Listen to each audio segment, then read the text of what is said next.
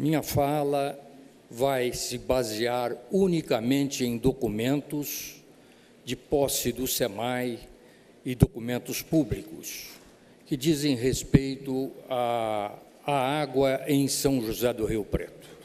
Me refiro ao plano diretor do Sistema de Abastecimento de São José do Rio Preto, que foi encaminhado pelo prefeito Edinho Araújo e entregue em 2008.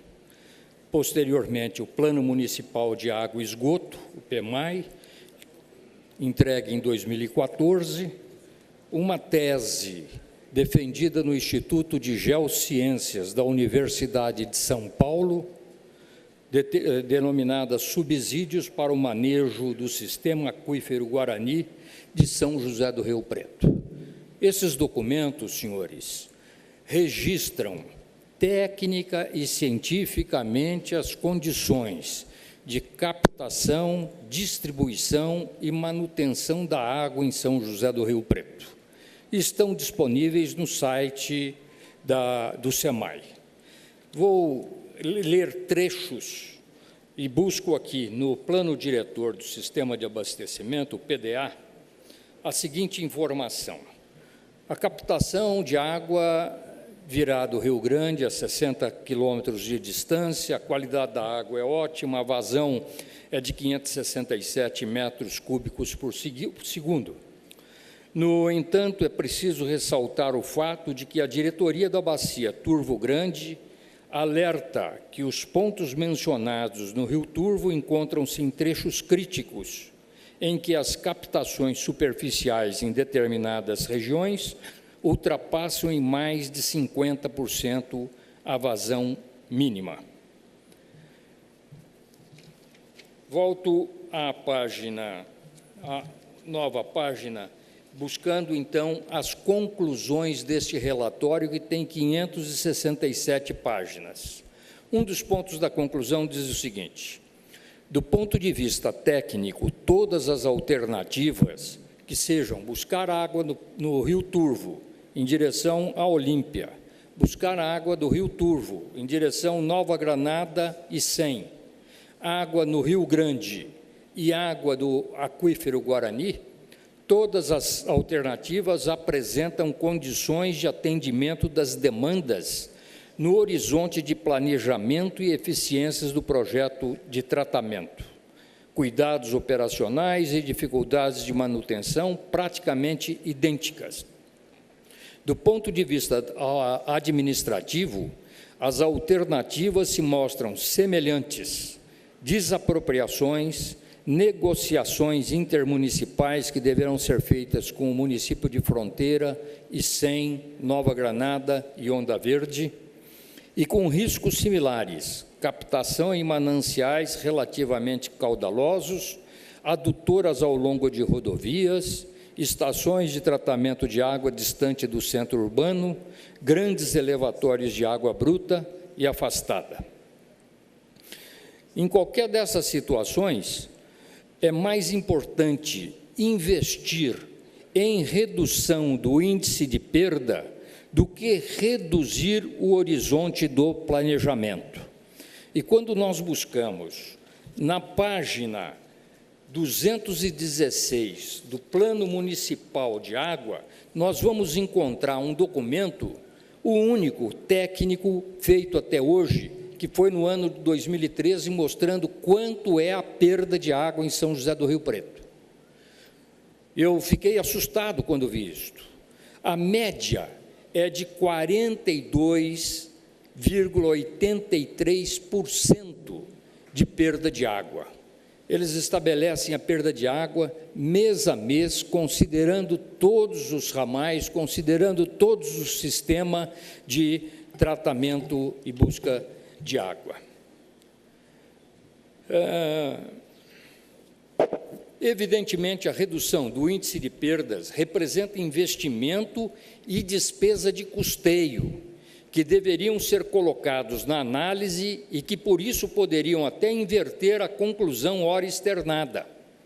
Ocorre, porém, que a redução de perdas não pode ser considerada nesta análise como custo. uma vez que não se trata de benefício, mas de inquestionável obrigação das concessionárias. Vou buscar no documento Plano Municipal de Água e Esgoto a seguinte questão. Ali eles vão falar sobre a represa municipal, como ela se encontrava em 2014. Segundo o levantamento batimétrico, as 3 áreas dos lagos são: Lago 1, 100.090 metros quadrados; Lago 2, 138.623; Lago 3, 384.085 metros quadrados. Os volumes de reservação correspondentes de Lago 1, 2 e 3, com armazenamento total de 502.809 metros cúbicos. Considerando o volume de armazenamento apresentado no Plano Municipal de Água e Esgoto 2008, era de 1.156.200 metros cúbicos, a redução verificada em 2014 é de aproximadamente 57%. Cabe observar que o armazenamento total, quando da implantação do Lago 3 na década de 80, era de 1.380.000 metros cúbicos. E, em relação a este, a redução atual chega a 64%. Ele vai concluir que é fundamental desobstruir o assessoramento das represas. Vai falar ainda a respeito da rede de distribuição de água em São José. O problema mais grave da rede e dos ramais ocorre na Zona Norte devido às incrustações causadas pelas águas dos poções Solo Sagrado e Eldorado, para as quais não se realiza mistura de água dos poções com a água produzida pela ETA, ocasionando a formação de carbonatos de cálcio e sódio. Quando se detectam vazamentos visíveis na rede antiga de ferro fundido, ou no caso da falta de água generalizada na Zona Norte, a rede é substituída por outra de PVC. Portanto, não existe uma manutenção preventiva da rede.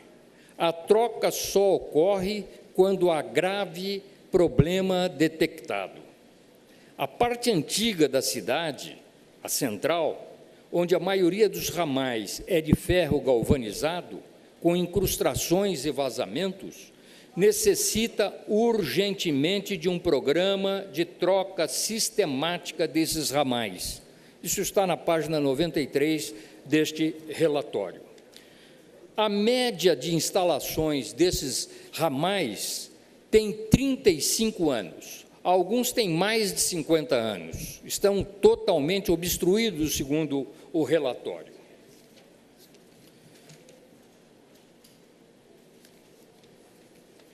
E eu, para não tomar, o meu tempo é curto e não quero tomar muito tempo dos senhores, aqui tem uma tese defendida na Universidade de São Paulo, no Instituto de Geociências, pelo geólogo Marco San Jorge Ussi. Eu vou direto a uma das últimas conclusões dele.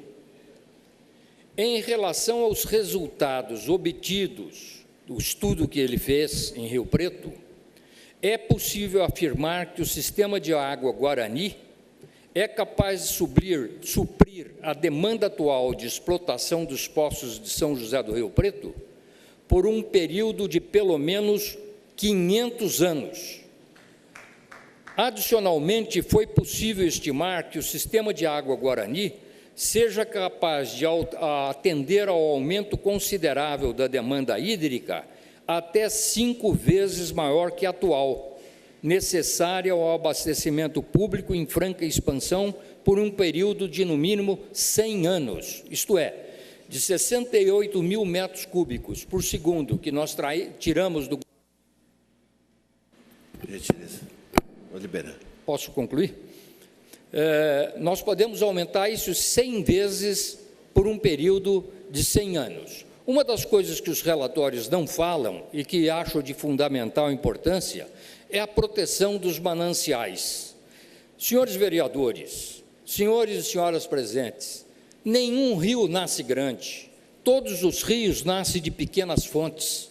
Essas pequenas fontes alimentam os riachos para chegar a formar os grandes rios. É imperioso que se proteja esses mananciais.